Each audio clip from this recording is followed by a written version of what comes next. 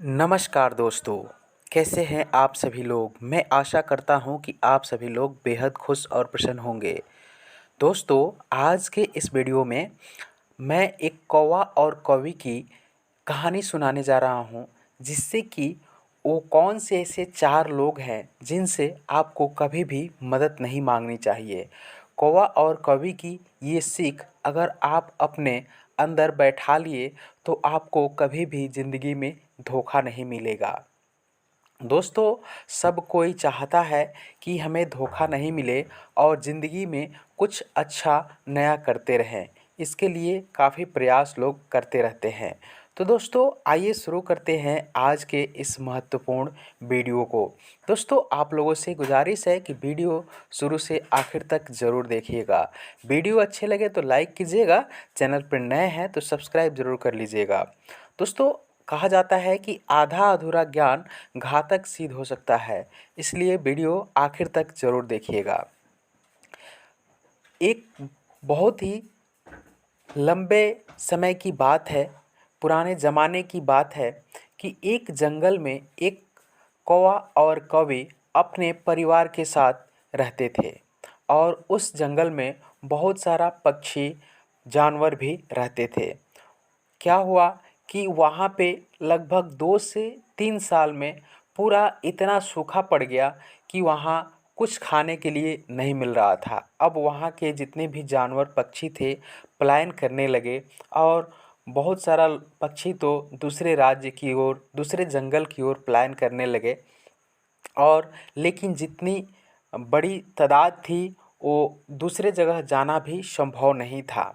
दूसरे जगह पूरा जगह भर गया था और ये कौवा और कौवी वहाँ पे रुक गया था और उसकी जो पत्नी थी कौवी, वो काफ़ी भूखी थी। तब तक नज़र आता है कि एक लोमड़ी मुंह में मांस का टुकड़ा लिए हुए उस रास्ते से गुजर रही थी। तो कौवी ने उसको आवाज़ दिया, हे लोमड़ी बहन, मुझे भी कुछ खाने को दे दो कि जिससे मेरी पेट की जो आग है वो बुझ जाए। मैं कई दिनों से भूखी हूँ। यह बात सुनकर लोमड़ी रुकी और लोमड़ी वहाँ रुकी तो देखी ये तो मेरा दुश्मन है। अगर वो अपने मन में सोचने लगी कि अगर हम इसको मांस खिलाने के लिए बुलाते हैं और ये तो इतना मांस है कि इससे मेरा भी पेट नहीं भरेगा, अगर इसको हम दे देते हैं तो और हम भूखे रह जाएंगे। क्यों न इसको बुला के नीचे बुला के और जैसे ही ये मांस खाएगी उसको हम मार देंगे और उसका जो पूरा मांस है वो हम खा जाएंगे तो मेरा पेट भर जाएगा। यह बात अपने मन में लोमड़ी विचार की और वहाँ पे रुक गई और रुकने के बाद वो बोली कि कौवी आओ और हम मिलकर खाएंगे। इतना पर उसका पति कौवा देखकर और बोलने लगा कि तुम अपने दुश्मन के पास क्यों जा रही हो। तुम अपने दुश्मन के पास जाओगी तो हो सकता है कि लोमड़ी तुम्हें ही मार कर खा जाए।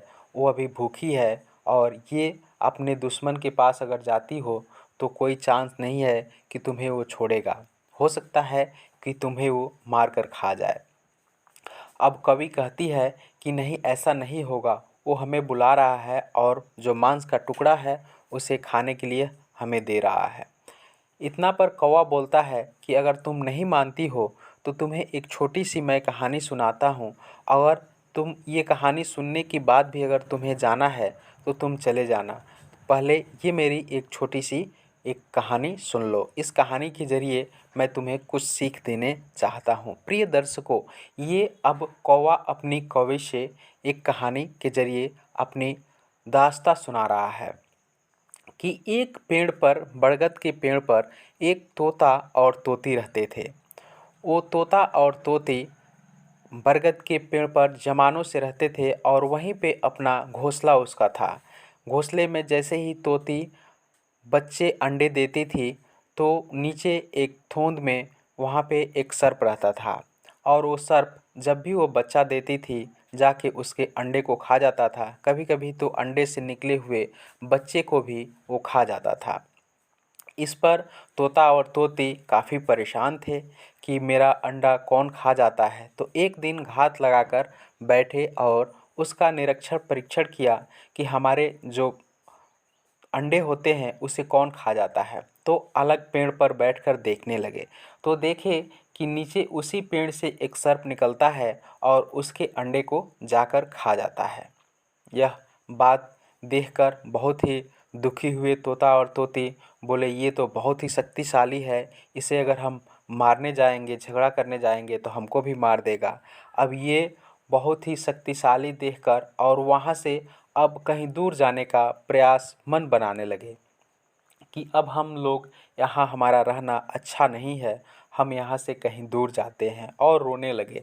तभी वहाँ पर एक पक्षी आया जो कि गीध था, और गीध कहने लगा कि तुम यहाँ पे तुम लोग क्यों रो रहे हो, क्या तुम्हारी क्या मजबूरी है, क्यों रो रहे हो।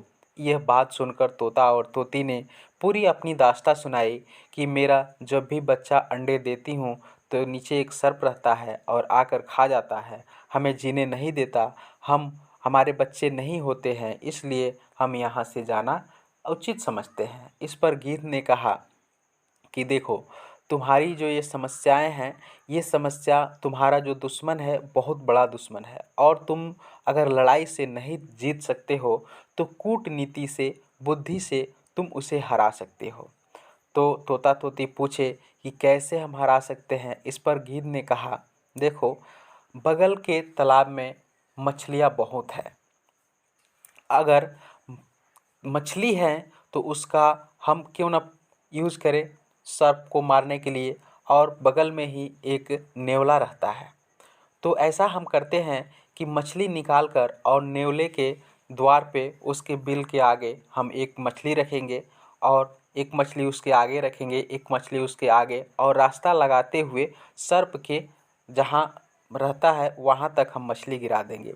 जैसे ही नेवला निकलेगा, एक मछली खाएगा और उसका लालच बढ़ते जाएगा, आगे बढ़ते बढ़ते जाएगा तो सर्प को मार देगा। ऐसे तुम्हारी जो दुश्मन है उसका अंत हो जाएगा। अब तोता और तोती को ये बहुत बहुत ही पसंद आया गीत का, और वो गए तालाब में और तालाब से मछलियाँ निकाल कर वैसे वैसे किया। और उधर से जब नेवला निकला तो मछली देखी तो खाई, उसको बहुत ही स्वाद आया, बहुत ही संतुष्टि मिली। जैसे जैसे एक मछली खाया, दो मछली खाया, तीन मछली खाया, और वो रास्ते में अब उसको लगने लगा कि हमें कोई जाल में फंसा रहा है, यानी कि ये लाइन से मछली गिराया गया है, यानी कि हमें कोई जाल में फंसा रहा है। अब लास्ट मछली खाकर और जहाँ पे सर्प का बिल था वहाँ पे जाके बैठ गया कि यहाँ हम देखते हैं कि कौन आता है, हमें कोई ना कोई ज़रूर जाल में फंसाया है। यह बात सुनकर अब वहाँ रुक गया, तो वहाँ में थोड़ी देर में वहाँ से सर्प निकला, और सर्प जैसे ही निकला तो नेवले को लगा कि ये सर्प ने ही हमें यहाँ पे तक बुलाया है। अब दोनों में घमासान युद्ध हुआ, दोनों में लड़ाई हुई, और अंत में सर्प की हार हुई और नेवला जीत गया। यह बात ऊपर देखकर तोती जो है हंसने लगी और कहने लगी, ये तो मेरा काम था और मैंने तुम्हें बुलाया था। यह बात सुनकर नेवला जो था बोला कि अच्छा, तुमने बुलाया था, तो हमें अगर तुम्हें शुभकामनाएँ देनी ही है, बधाई देनी ही है, तो आकर हमें पास से दो। इस पर इतना ही सुनकर और तोती जो थी बिना सोचे समझे अपने दुश्मन के पास गई। जैसे ही नीचे गई, नेवला उसे भी मार कर खा गया। इस तरीक़ा से यह सारी बातें देखते हुए अपने आँखों से तोता अब कहने लगा कि एक दुश्मन मरा नहीं कि दूसरे दुश्मन ने हमारे तोती को मार दिया। इस पर अब वो कहता है, अब इतना सुनने के बाद अब कौवा अपनी कौवी से कहता है कि देखो, ये जो कहानी है असल है, अगर तुम्हें इतना भी ज्ञान नहीं है कि अपने दुश्मनों से बचना चाहिए तो अब तुम जा सकती हो। इस पर अब कौवी कहती है कि मैं कभी नहीं जाऊंगी। अब क्या सीख मिलता है इस वीडियो से, हमें किन चार लोगों से कभी भी मदद नहीं मांगनी चाहिए। तो पहला कि अपने से जो बड़ा दुश्मन है उससे छोटा दुश्मन हो, बड़ा दुश्मन हो, यानी पहला दुश्मन से कभी भी सहायता नहीं मांगनी चाहिए। दूसरी सहायता, कभी भी अपमानी घमंडी आदमी से कभी भी सहायता नहीं मांगनी चाहिए। तीसरा, कभी भी हमें चोर से सहायता नहीं मांगनी चाहिए, नहीं तो आपका बुरा ही हो सकता है। चौथा, वैसे लोग जो कि किसी का बुरा करते हैं, ठग होते हैं, वैसे लोगों से कभी भी सहायता नहीं मांगनी चाहिए। अब इधर कौवा कौवी सॉरी ये 4 बातें बताते हैं।